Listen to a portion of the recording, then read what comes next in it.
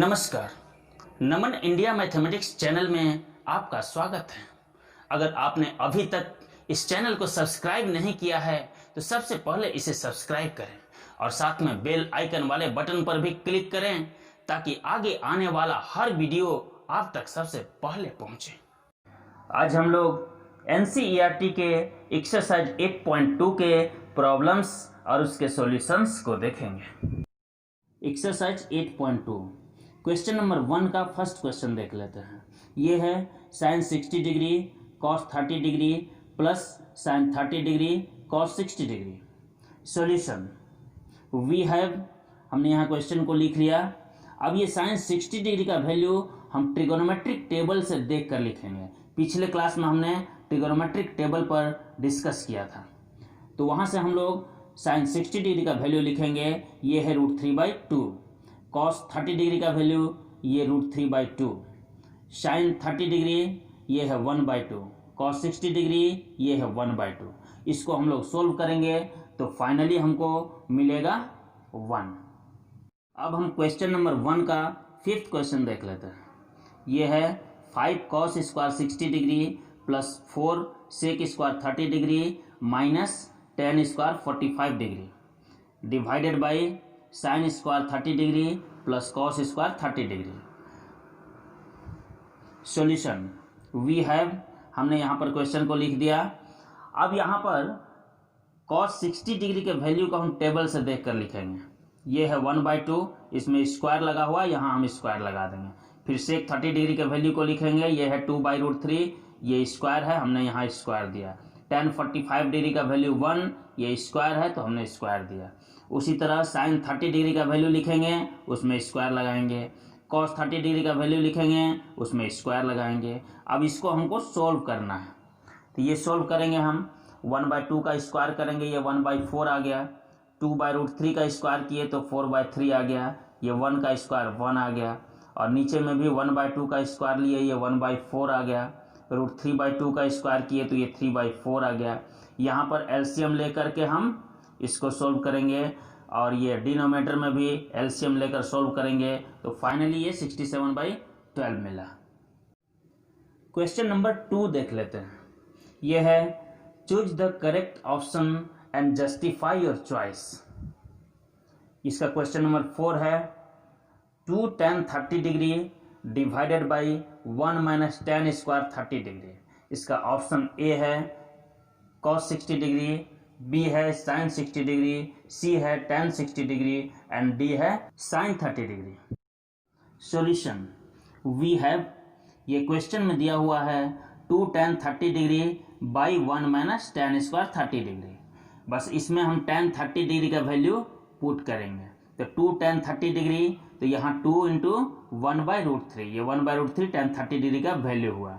यहाँ 1 - 1/√3 का स्क्वायर, यहाँ पर tan 30 डिग्री का स्क्वायर था तो हमने 1/√3 का स्क्वायर किया। अब ये 2/√3 हो गया। ये 1 - 1/√3 का स्क्वायर 1/3 हुआ। फिर हम एलसीएम लेकर के इसको आगे सोल्व किए तो ये फाइनली हमको आंसर मिला इसका √3, और √3 होता है tan 60 डिग्री का वैल्यू। तो ये tan 60 डिग्री जो था ये सी ऑप्शन में था, तो ये सी ऑप्शन जो है यही करेक्ट ऑप्शन हुआ। क्वेश्चन नंबर 3 ये है if tan a + b = √3 and tan a - b = 1/√3, जहाँ की a + b का वैल्यू 0 से 90 डिग्री के बीच है और a जो है वो b से बड़ा है। Find a and b। Solution we have tan a + b = √3, ये दिया हुआ था। अब tan a + b = tan 60 degree, क्योंकि tan 60 डिग्री का वैल्यू होता है √3, तो √3 के बदले में हम लोग tan 60 डिग्री लिख सकते हैं। अब tan a + b = tan 60 degree हो गया, तो ये क्लियर है कि a + b के जगह यहाँ 60 डिग्री आया है, तो हम a + b = 60 डिग्री लिख सकते हैं। फिर क्वेश्चन में है tan a - b = 1/√3। This implies that tan a - b = tan 30 degree. ये tan 30 डिग्री का वैल्यू 1/√3 होता है, तो हम 1/√3 को tan 30 डिग्री लिख सकते हैं। तो दोनों साइड से कंपेयर करने पर हम देखते हैं कि a माइनस बी का वैल्यू 30 डिग्री आ रहा है। a minus B is equal to 30 degree. ये इक्वेशन हो गया 2 और पहले वाले को हमने इक्वेशन मान लिया 1। अब ये दोनों को हम ऐड करते हैं, तो ऐड करने के बाद ये b कैंसिल हो जा रहा है और ये 2a का वैल्यू हमको मिल रहा है 60 + 30 90 डिग्री, यानी a का वैल्यू हो गया 45 डिग्री। फिर a के वैल्यू को हमने इक्वेशन 1 में पुट किया, तो इक्वेशन 1 में a + b is equal to 60 degree था, a के जगह हमने 45 डिग्री लिखा, तो 45 degree + b is equal to 60 degree, तो b इज इक्वल टू हो गया 60 - 45, 60 डिग्री - 45 डिग्री, तो ये b हो गया 15 डिग्री।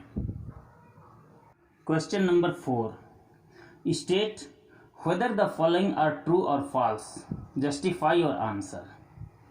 इसमें फर्स्ट क्वेश्चन है sin a + b is equal to sin a + sin b। ये फॉल्स है। आप इसमें a और b के कुछ वैल्यूज को पुट करके देख सकते हैं। जैसे a के जगह हमने 30 डिग्री पुट कर दिया, b के जगह 60 डिग्री पुट कर दिया, तो यहाँ 30 + 60 हो गया 90 डिग्री, यानी कि sin 90 डिग्री जिसका वैल्यू होता है 1, तो LHS इसका 1 हो जाएगा। और RHS में अगर हम साइन के a के जगह अगर 30 डिग्री पुट करते हैं, तो ये sin 30 डिग्री का वैल्यू हो जाएगा 1/2, और यहाँ 60 डिग्री पुट करते हैं तो sin 60 डिग्री का वैल्यू √3/2, यानी हो जाएगा 1 + √3/2, जो कि 1 के इक्वल नहीं होगा, यानी LHS और RHS दोनों इक्वल नहीं होगा। तो इस तरह हम कह सकते हैं कि यह फॉल्स है। Second question, the value of sin theta increases as theta increases. बिल्कुल सही है। थीटा का वैल्यू जैसे जैसे हम बड़ा करते जाते हैं 0 से लेकर 90 डिग्री तक में, तो ये साइन थीटा का वैल्यू भी बड़ा होते जाता है। जैसे साइन 0 डिग्री का वैल्यू 0 होता है और साइन 30 डिग्री का वैल्यू 1/2 होता है, तो 0 से बड़ा हो गया 1/2, यानी थीटा का वैल्यू को हमने जैसे बड़ा किया साइन थीटा का वैल्यू भी बड़ा हो गया। आगे और हम अगर थीटा का वैल्यू 45 डिग्री लेते हैं तो साइन थीटा का वैल्यू 1/√2 हो गया, जो कि 1/2 से बड़ा है।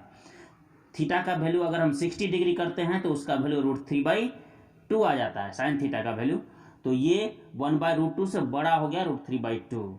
थीटा का वैल्यू और बड़ा करें 90 डिग्री कर दें तो साइन थीटा का वैल्यू 1 हो जाता है, जो कि √3/2 से बड़ा है। इस तरह से हम कह सकते हैं कि थीटा का वैल्यू जैसे जैसे इंक्रीज कर रहा है साइन थीटा का वैल्यू भी इंक्रीज कर रहा है, इसलिए यह स्टेटमेंट ट्रू हुआ। Third question, the value of cos theta increases as theta increases. ये बिल्कुल गलत है, फॉल्स। जब थीटा का वैल्यू हम इंक्रीज करते हैं तो कॉस थीटा का वैल्यू डिक्रीज होता है। एग्जाम्पल के लिए अगर हम थीटा का वैल्यू 0 डिग्री लेते हैं तो ये कॉस थीटा का वैल्यू होता है 1, और थीटा का वैल्यू अगर हम 30 डिग्री लेते हैं तो कॉस थीटा का वैल्यू होता है √3/2, 1 से छोटा होता है √3/2, यानी कि कॉस थीटा डिक्रीज कर गया।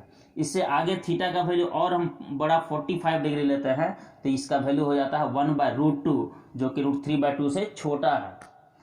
थीटा का वैल्यू अगर हम 60 डिग्री लें तो कॉस थीटा का वैल्यू 1/2 हो जाएगा, ये 1/√2 से छोटा है। थीटा का वैल्यू अगर हम 90 डिग्री लें तो कॉस थीटा का वैल्यू हो जाएगा 0, ये 1/2 से छोटा है। यानी कि थीटा का वैल्यू जैसे जैसे इंक्रीज कर रहा है कॉस थीटा का वैल्यू वैसे वैसे डिक्रीज कर रहा है। इस तरह से हम कह सकते हैं कि यह स्टेटमेंट फॉल्स है। Fourth one, sine theta is equal to cos theta for all values of theta. ये फॉल्स है। ऑल वैल्यूज के लिए ये दोनों इक्वल नहीं होता है। ये 45 डिग्री पर दोनों इक्वल होता है, दोनों का वैल्यू 1/√2 होता है। लेकिन अगर हम 60 डिग्री पुट कर दें तो साइन 60 डिग्री √3/2 होता है, कॉस 60 डिग्री 1/2 होता है, तो इक्वल नहीं होता है। यानी कि ये ऑल वैल्यूज के लिए इक्वल नहीं है, तो ये स्टेटमेंट फॉल्स हुआ। Fifth one, cot A is not defined for A is equal to 0 degree. cot A का वैल्यू होता है cos A/sin A, तो डिनोमिनेटर क्या हो गया sin A। A का वैल्यू अगर हम 0 डिग्री पुट कर दें तो cos A/sin A का वैल्यू 1/0 आ जाता है, जो कि नॉट डिफाइंड है। इसका मतलब ये हुआ कि cot A is not defined for A is equal to 0 is true. आज भर के लिए बस इतना है।